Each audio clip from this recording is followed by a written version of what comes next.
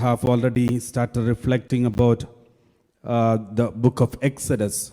Today we are going to reflect about the chapter 6 of Exodus, chapter 6 of Exodus. So one by one, every word that we will reflect today. Let us, yesterday we were reflecting about chapter 5 of Exodus. And that at the end we see Moses is complaining to God because he was discouraged.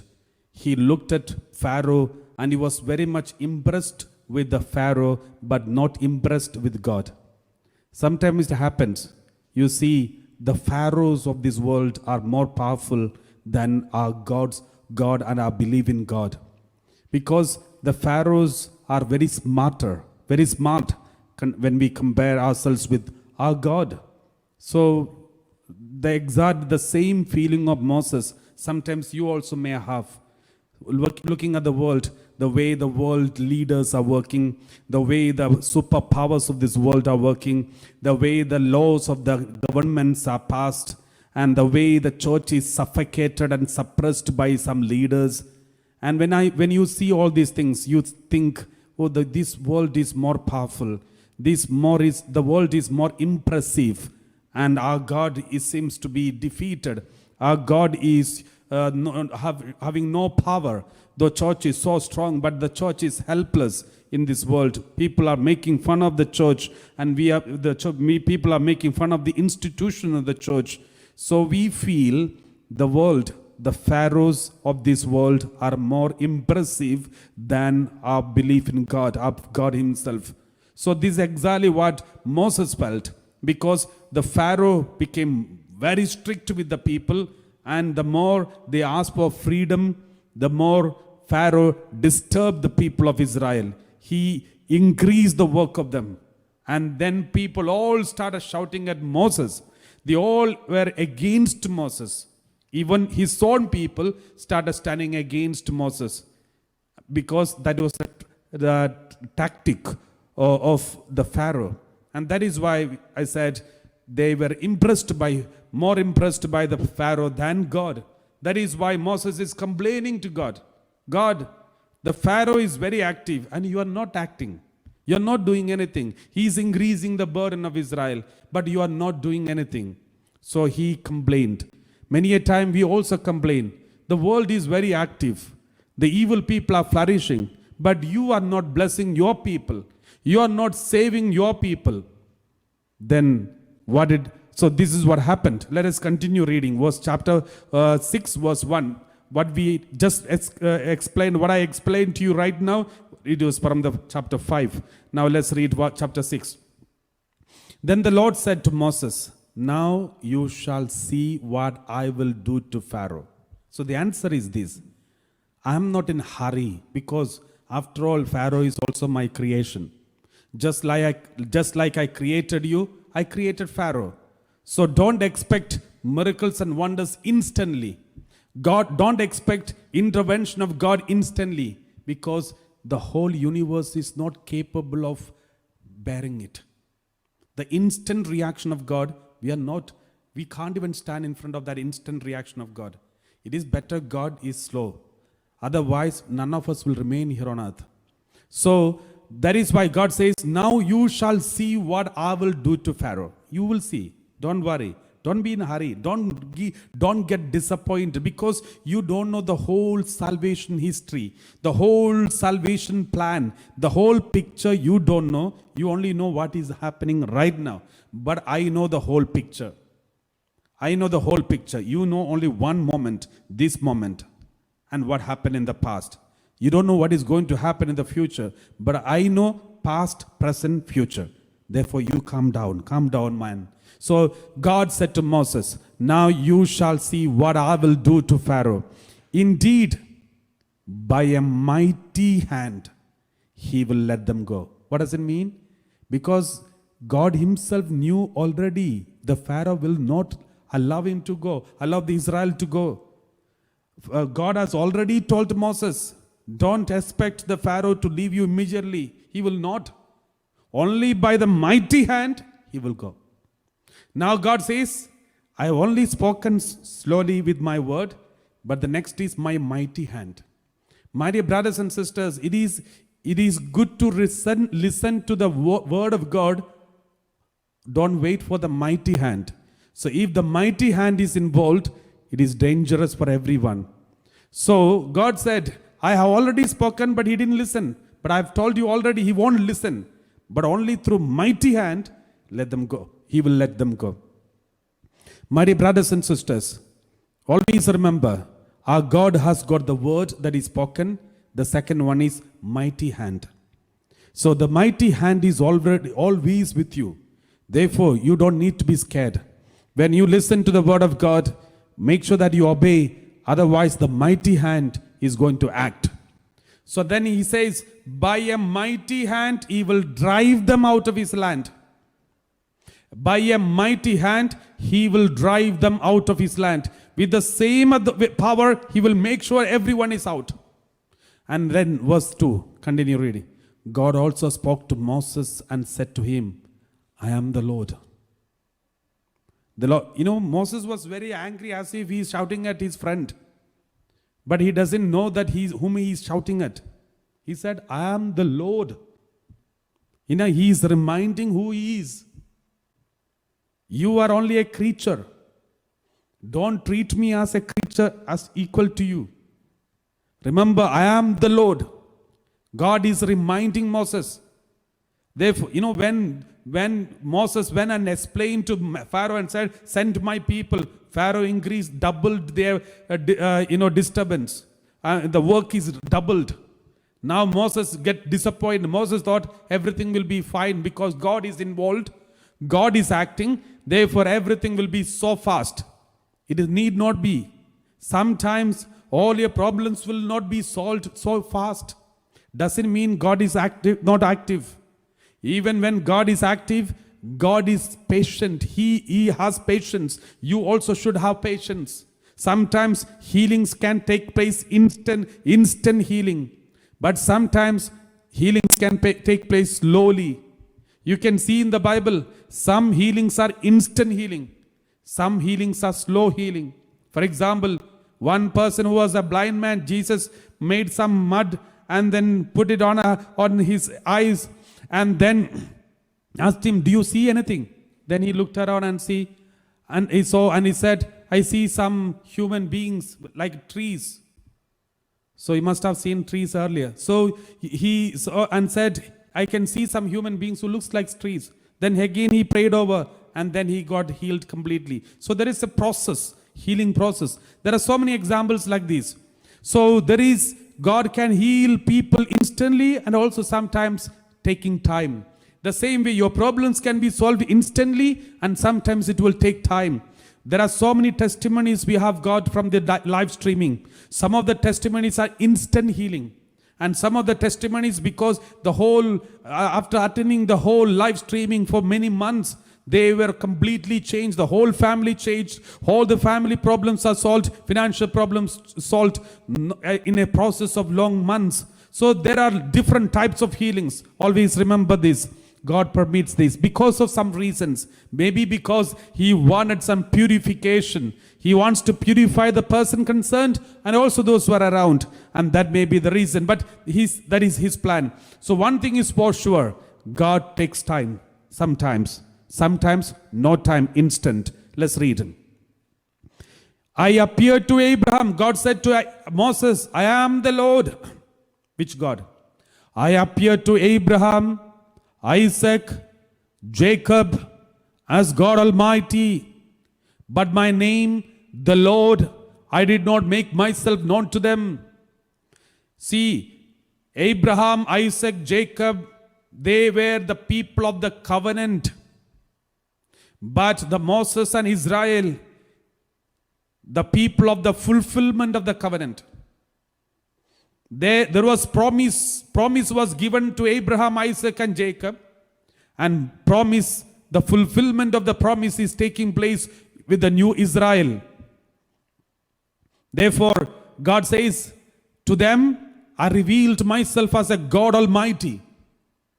But to you, I reveal my name, the Lord Yahweh, one who I am who I am, the one who is fulfill the promises.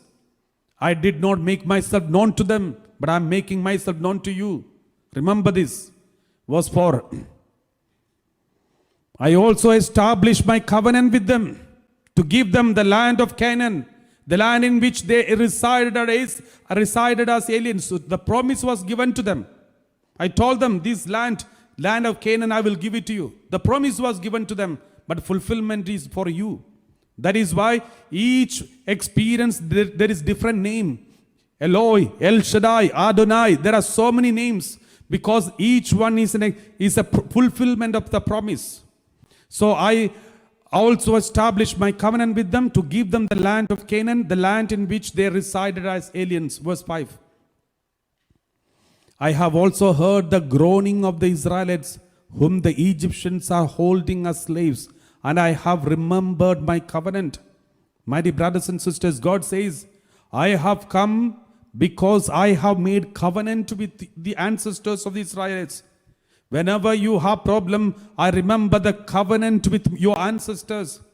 Many a time, if you live a holy life with a covenant life, a life of holiness and connection with God, today or tomorrow, this blessing will come to you and your children and your children's children and your grandchildren, great grandchildren, because God will remember the covenant that He has made with you.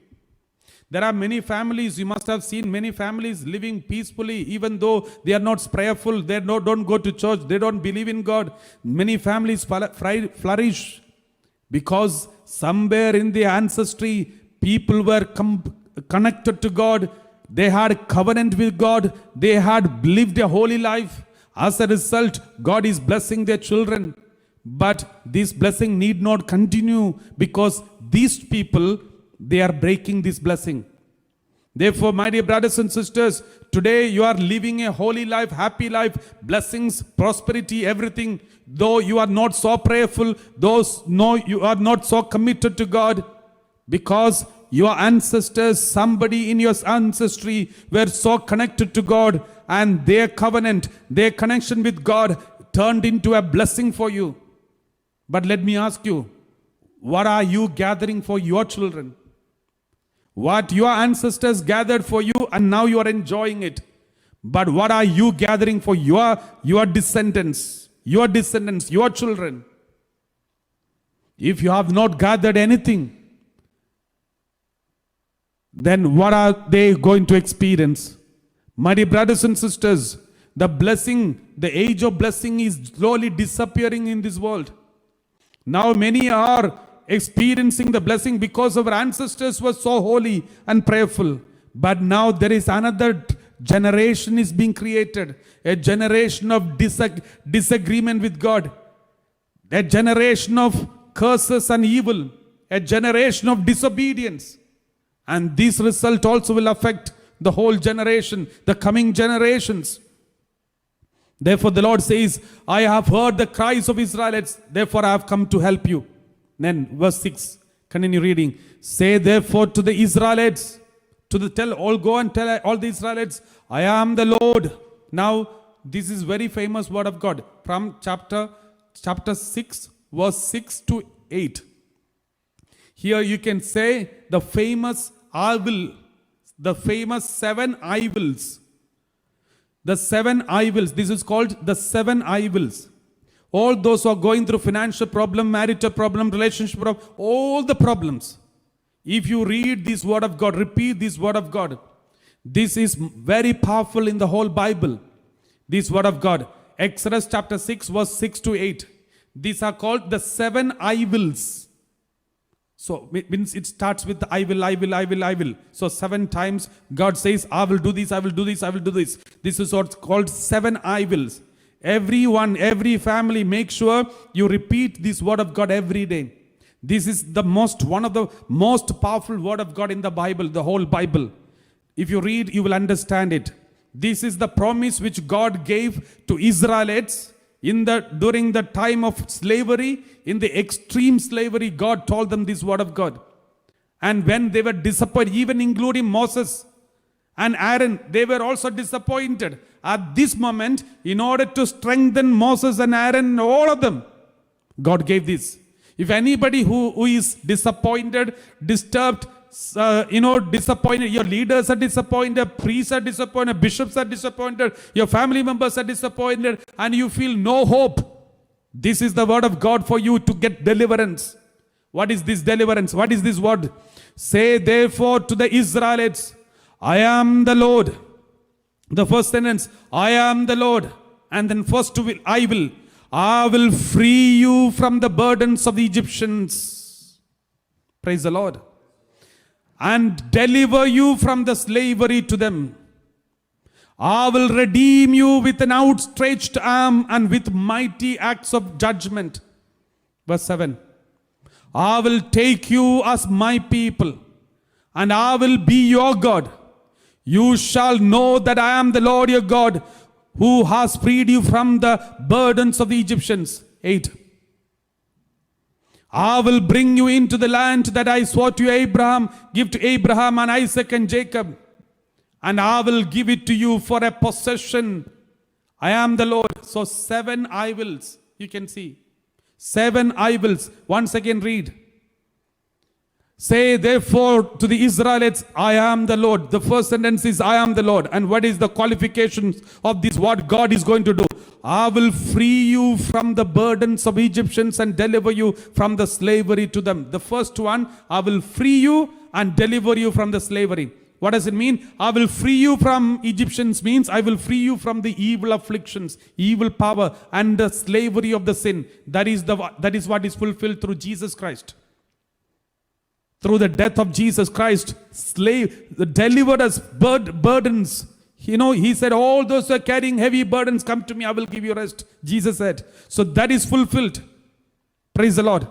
And then I will redeem you with an outstretched arm with mighty acts of judgment. That is also fulfilled in Jesus Christ. I will redeem you with an outstretched hand. When God speaks about outstretched arm, I will redeem you means it symbolizes the crucifixion of our Lord Jesus, where Jesus is stretched out, outstretched arm. He delivered and redeemed all of us. It reminds us of the crucifixion of our Lord Jesus. I will free you and I will deliver you. Let's read verse 6. I will free you and from the burdens of Egyptians and deliver you from the slavery to them. That is the first I will. Second I will redeem you with an outstretched arm and with mighty acts of judgment. Mighty acts of judgment, miracles. Miracles. Jesus also performed miracles. Moses also performed miracles. These miracles. So all whatever that happened in Egypt, that is the prefiguration of what is happening in the life of Jesus and happening now. Was next one. The third I will take you as my people. I will take you as my people. What does it mean? And I will be your God. So I will take you as my people. What does it mean? Now they are not people? They are not the people of God? Yes, they are people of God. But God says, I will take you as my people. It is about fulfillment that is going to take place through Jesus Christ. Through Jesus Christ, we become part of the kingdom. Jesus is the head, and we are the body of Jesus Christ, part of the body of Christ. And we become belonging to Jesus. That is more than my people. I will take you as my people means I will make you part of my body. And I will be your God means I will be your head. Jesus, in today's reading, the second reading is about that. Jesus is the head and we are the body.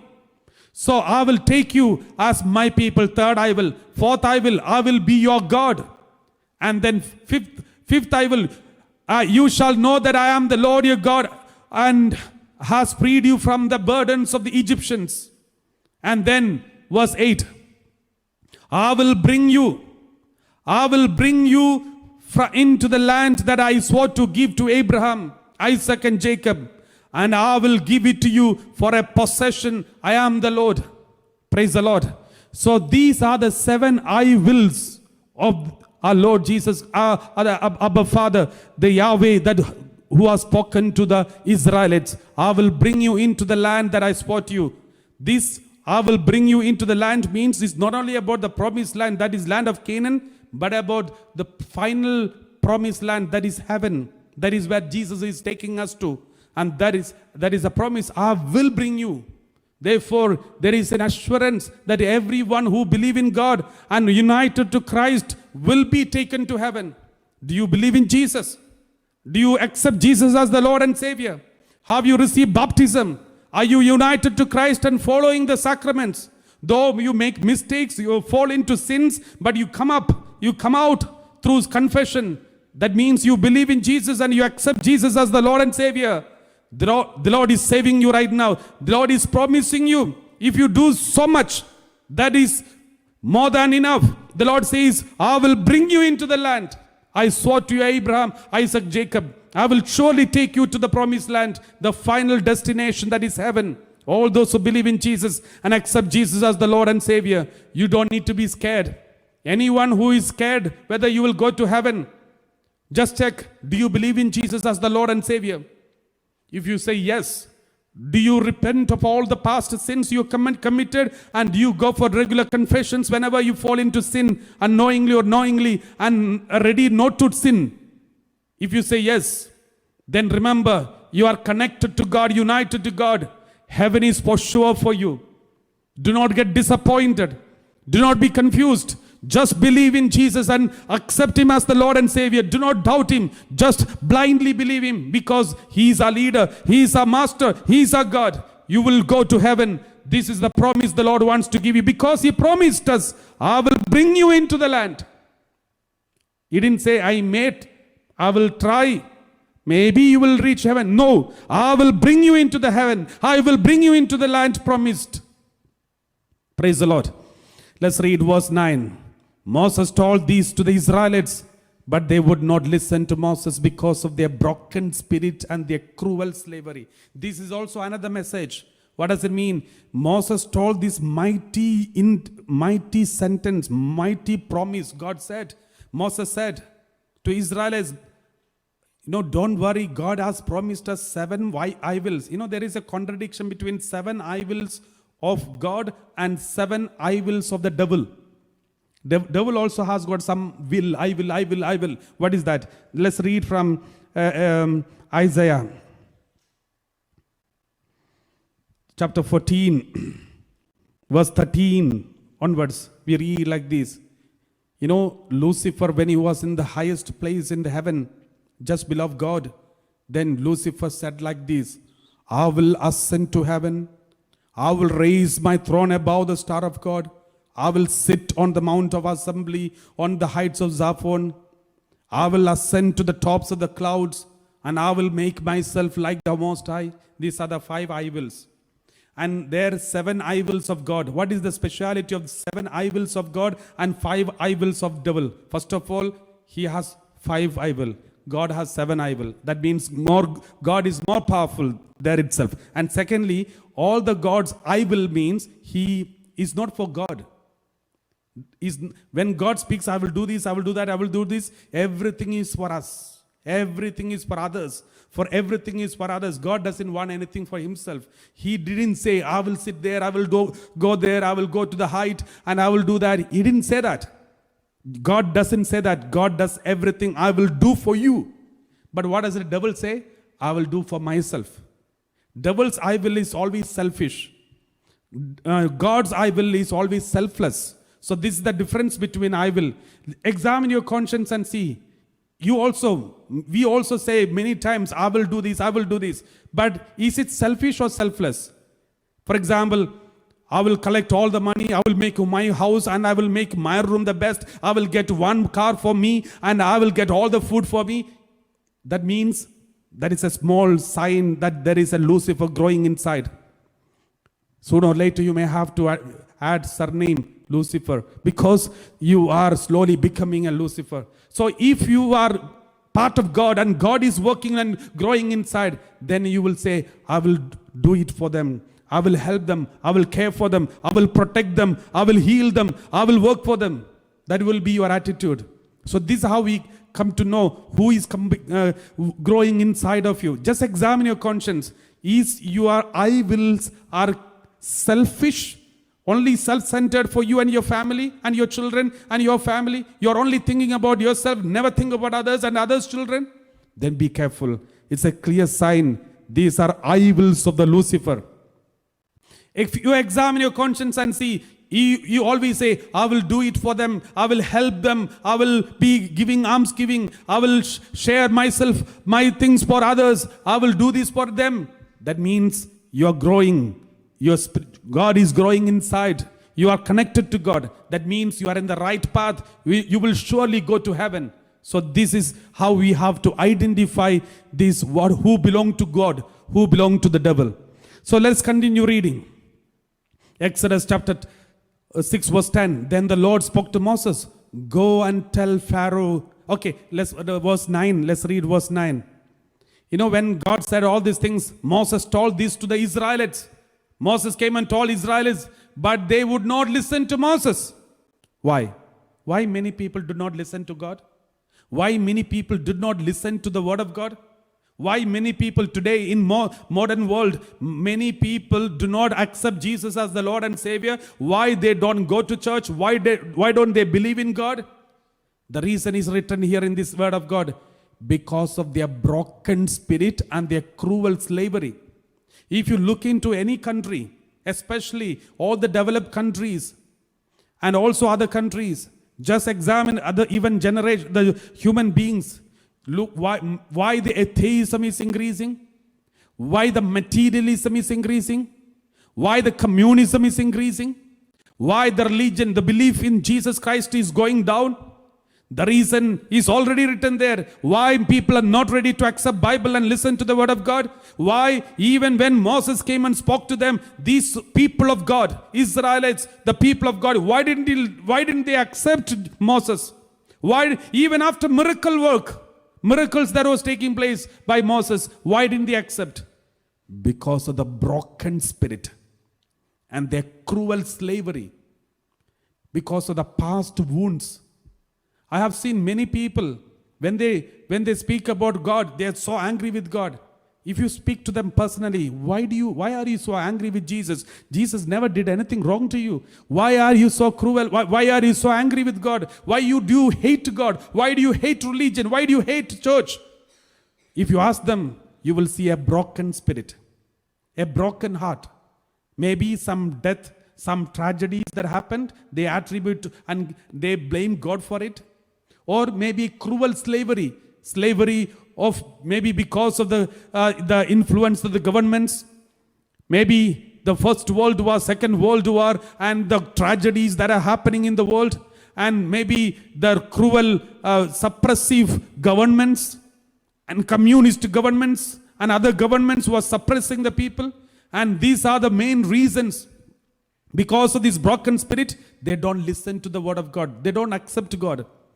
Why the people of Israel, they were the people chosen, but they did not listen to Moses because of the broken spirit. Is your children broken now? Sooner or later they will deny God. Are you giving inner wounds to your family, your children? Because the husband, wife fight each other, parents are addicted to alcohol, wrong relationship, and children are brought up in this. Sooner or later they will deny God. Sooner or later they will be against God.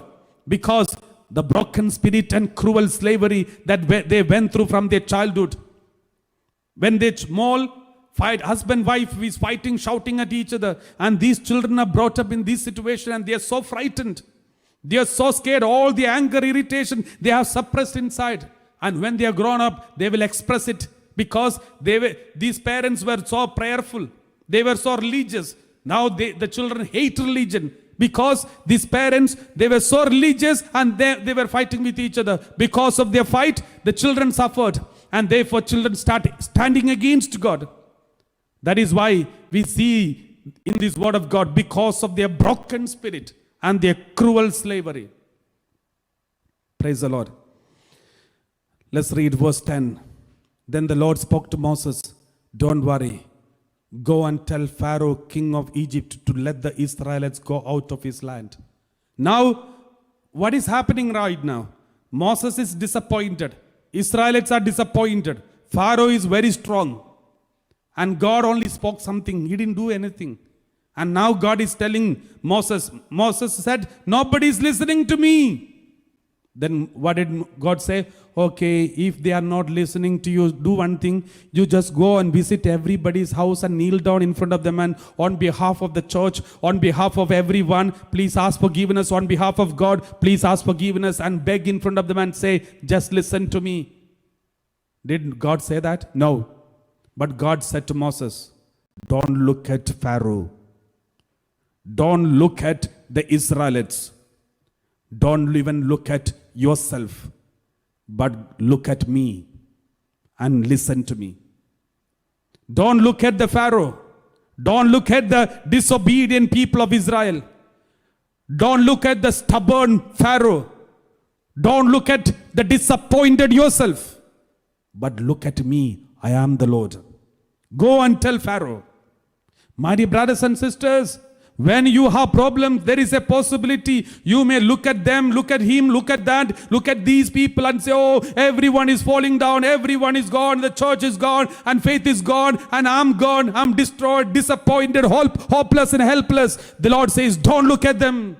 Don't look at the kings. The Lord, don't look at the rulers. Don't look at these people. Don't look at them. Look at me and obey me. Go and tell Pharaoh, the king of Egypt, to let the Israelites go out of his hand. The Lord says, he's very strong with his decision. My dear brothers and sisters, don't look at the majority. One person is enough. That is our God. We don't need an army of Pharaoh. We don't need the millions of the powers or the weapons of the mass destruction. We don't need anything. We just need one person, our God. The Lord said, don't look at these people of Israel who do not obey you. Don't look at this Pharaoh who is disobeying you. And don't look at your heart which is disappointed. But look at me. This is the faith the Lord wants to give you, my dear brothers and sisters. Therefore, don't look at anything that is disturbing you from around. But look at me. Go and tell Pharaoh, king of Egypt, to let the Israelites go out of his land. Verse 11 we read, but Moses spoke to the Lord, the Israelites have not listened to me. How then shall Pharaoh listen to me, poor speaker that I am? Self-pity, disappointment, frustration, fear. These were the qualities of Moses then. The Israelites have not listened to me. How then shall Pharaoh listen to me? Israelites, the people of God, don't listen to me. Then how can the non-Christians or non-Israelites listen to me? This is how exactly many times we also feel. We read verse 13. Thus the Lord spoke to Moses and Aaron. He gave them orders regarding the Israelites and Pharaoh, the king of Egypt, charging them to free the Israelites from the land of Egypt. God said, don't listen to all of them. You just obey me. Both of you, Moses, Aaron. I need only two people. I need only these two people. I don't care about anything else. Just follow me. Listen to my order and charge and go forward, and you will see miracle. My dear brothers and sisters, even if you don't have anyone, even if you don't have the whole missionary of the country, even if you don't have an army to follow you, even if you don't have any friendship circle and so many followers in the Facebook or any social media, don't worry. You only need Jesus. You only need your God, the God of armies. Let's read verse 14.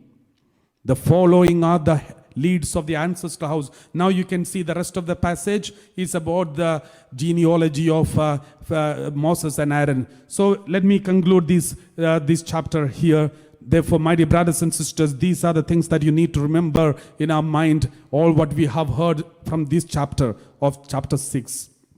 We have learned a lot from this chapter. Lots of messages for each and every one of us. Let's thank the Lord for this wonderful chapter from the Word of God. Let's close our eyes. Let's kindly stand.